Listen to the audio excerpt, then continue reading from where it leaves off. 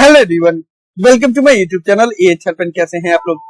तो इस वीडियो में हम लोग बात करने वाले हैं कि क्या रिवैल्यूएशन करवाने पे यानी कि पेपर रीचेक करवाने से इग्नू में मार्क्स बढ़ते हैं या नहीं बढ़ते हैं। इसका मैं प्रूफ के साथ आप लोग इस वीडियो में दिखाने वाला हूं। साथ ही साथ दिसंबर 2018 टर्म एग्जामिनेशंस के लिए रिवैल्यूएशन का रिजल्ट कब डिक्लेयर होगा उसके बारे में भी कंप्लीट डिटेल में एक इन्फॉर्मेशन मिलने वाला है। इसलिए आप वीडियो को ध्यान से देखिएगा। वीडियो पसंद आए तो वीडियो को लाइक जरूर कर दिएगा और आप अगर मेरे चैनल पे नए आए हैं तो चैनल को सब्सक्राइब करना और बेल आइकन को प्रेस करना बिल्कुल भी मत भूलिएगा, ताकि ऐसी सारी इन्फॉर्मेशन आप लोग को जल्द से जल्द मिलते रहे। और कोई भी डाउट हो तो आप लोग मुझे डायरेक्टली कॉल कर सकते हो और कॉल करके कोई भी डाउट हो मुझसे पर्सनली पूछ सकते हो। ज्यादा इन्फॉर्मेशन के लिए कि कैसे कॉल करना है ऊपर कार्ड में दिया हुआ वीडियो का लिंक चेक करें, उससे आपको समझ में आ जाएगा। अब जो भी स्टूडेंट्स को रिवैल्यूएशन के बारे में नहीं पता उनको मैं जल्दी जल्दी बता दे रहा हूँ रिवैल्यूएशन के बारे में कि अगर आप अपने मार्क्स से सेटिस्फाइड नहीं हो, आपका रिजल्ट डिक्लेयर हो गया है, आपको लगता है कि आपका मार्क्स कम आया है, आपको ज्यादा आना चाहिए, चाहे आप पास हो चाहे आप फेल हो, अगर आप अपने मार्क्स से सेटिस्फाइड नहीं हो तो आप लोग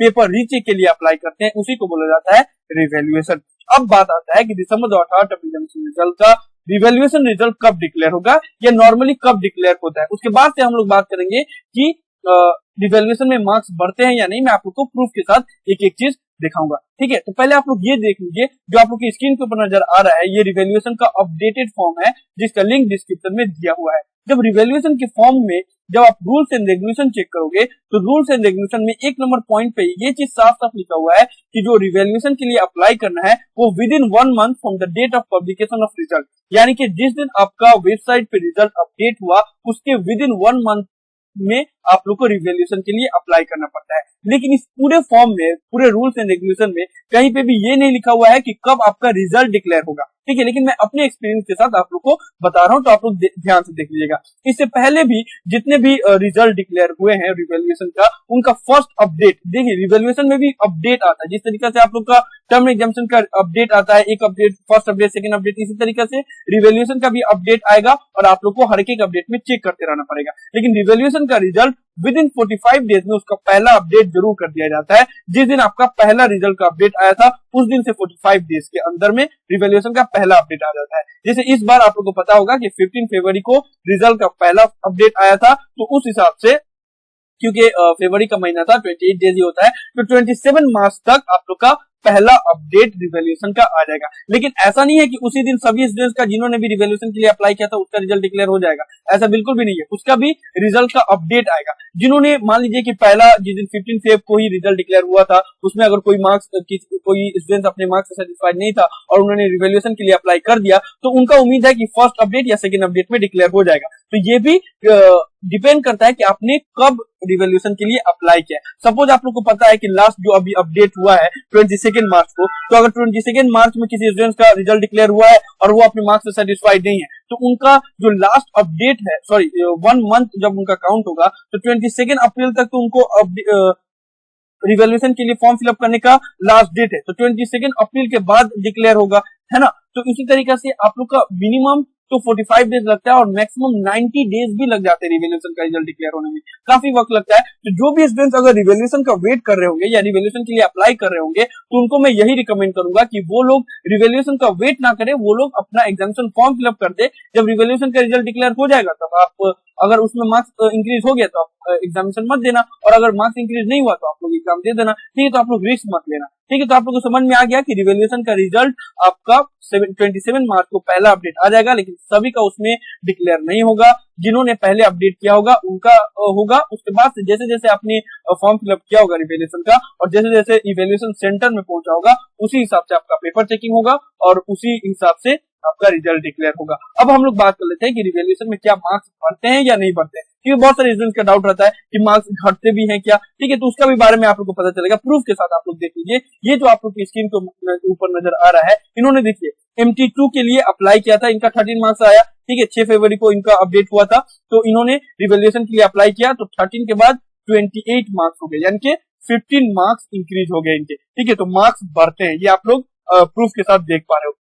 एक और एग्जांपल दे रहा हूं मैं, एक स्टूडेंट्स का इनका देख लीजिए आप लोग कि ACS 01 में 32 मार्क्स आए। जब इन्होंने रिवैल्यूएशन के लिए अप्लाई किया तो इनके मार्क्स हो गए 44, यानी कि मार्क्स बढ़ते हैं, आप लोग प्रूफ के साथ देख पा रहे हो, ठीक है। उसके बाद से मार्क्स घटते भी है बहुत सारे इंस्टेंस के, ठीक है। यहाँ पे जैसे आप लोग देख लीजिए कि MT2 में इन्होंने इनका 15 मार्क्स आया है, MT13 में 15 मार्क्स आया है, दोनों के लिए इन्होंने अप्लाई किया तो एक में तो सेम टू सेम रह गया, MT2 में 15 ही मार्क्स रह गया जैसा उन्होंने पहले अप्लाई किया था, कुछ मार्क्स इंक्रीज भी नहीं हुआ डिक्रीज भी नहीं हुआ। लेकिन MT13 में उनका 15 मार्क्स आया था लेकिन घट के हो गया 10 मार्क्स, यानी कि 5 मार्क्स और घट गया। तो फिर अब स्टूडेंट्स के माइंड में ये भी आएगा कि अगर उन्होंने रिवैल्यूएशन के लिए अप्लाई किया और मार्क्स घट गया तो तब क्या होगा। तो उसके लिए भी सबसे अच्छी बात रिवैल्यूएशन करने का यही है, सिर्फ आपका पैसा ही जाएगा, 750 रुपीज ही जाएगा, लेकिन अगर मार्क्स आपके घट जा रहे हैं तब वो ग्रेड कार्ड में ऐड नहीं होगा। ग्रेड कार्ड में तभी मार्क्स ऐड होगा जब आपका मार्क्स इंक्रीज होगा तब। यहाँ पे जो रूल्स एंड रेगुलेशन आप लोग देखोगे तो वहां पे ये चीज साफ साफ लिखा हुआ है, 3 नंबर पॉइंट पे आप लोग देख लेना कि आफ्टर रिवैल्यूएशन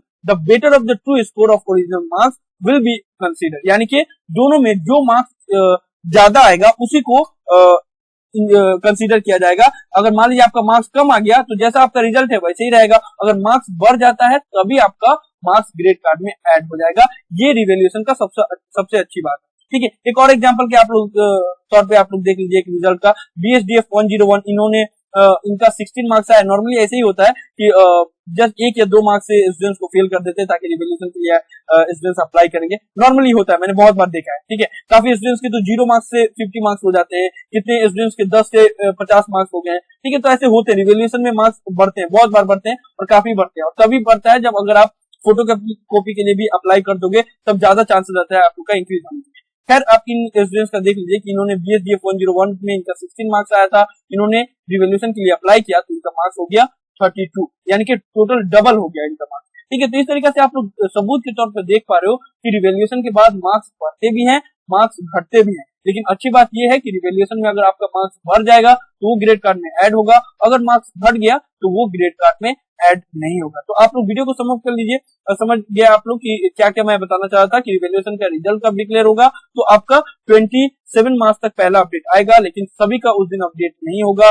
जिस तरीके से टर्म एंड एग्जामिनेशन का अपडेट आता है उसी तरीके से रिवैल्यूएशन का भी अपडेट आएगा। आप लोग को एक एक अपडेट में चेक करते रहना पड़ेगा, लेकिन आप लोग कोशिश करना कि एग्जामिनेशन फॉर्म पहले फिलअप कर देना, नहीं तो आपको प्रॉब्लम हो जाएगा। मान लीजिए आपने वेट करते रहे कि एग्जामिनेशन फॉर्म रिवैल्यूएशन का रिजल्ट डिक्लेयर होगा और मान लीजिए उसमें मार्क्स आपका बढ़ेगा ही नहीं, सब कुछ बढ़ा ही नहीं, ठीक है, तो आप लोग एग्जामिनेशन भी नहीं दे सकते हो। तो एग्जामिनेशन फॉर्म अगर आप फिलअप कर दोगे तो अगर मार्क्स बढ़ गया तो आप एग्जाम मत देना, अगर मार्क्स नहीं बढ़ा तो आप एग्जाम दे देना, ठीक है। तो उसमें आप लोग कोई गलती मत करना, ठीक है। तो आप लोग देख लीजिए, यही सब था इस वीडियो में, मैंने आप लोग को एक एक चीज बता दिया प्रूफ के साथ कि मार्क्स बढ़ते भी हैं घटते भी हैं, कब रिजल्ट डिक्लेयर होगा, रिवैल्यूएशन का मतलब क्या होता है। मुझे उम्मीद है कि आप लोग को ये सारी इन्फॉर्मेशन यूजफुल लगी होगी, इसलिए वीडियो को लाइक जरूर कर दे। आप अगर मेरे चैनल पे नए हैं तो चैनल को सब्सक्राइब करना और बेल आइकन को प्रेस करना बिल्कुल भी ना भूले। अगर आपको हमारा काम पसंद आ रहा है तो आप लोग इंस्टा मोजो से हमें कंट्रीब्यूट भी कर सकते हैं, हमें सपोर्ट भी कर सकते हैं, उसका भी लिंक डिस्क्रिप्शन में दिया हुआ है। और कोई भी डाउट हो और ज्यादा अर्जेंट हो तो आप लोग मुझे डायरेक्टली कॉल भी कर सकते हैं। तो यही सब था इस वीडियो में, मुझे उम्मीद है कि आपको वीडियो पसंद आया होगा। तो thank you so much for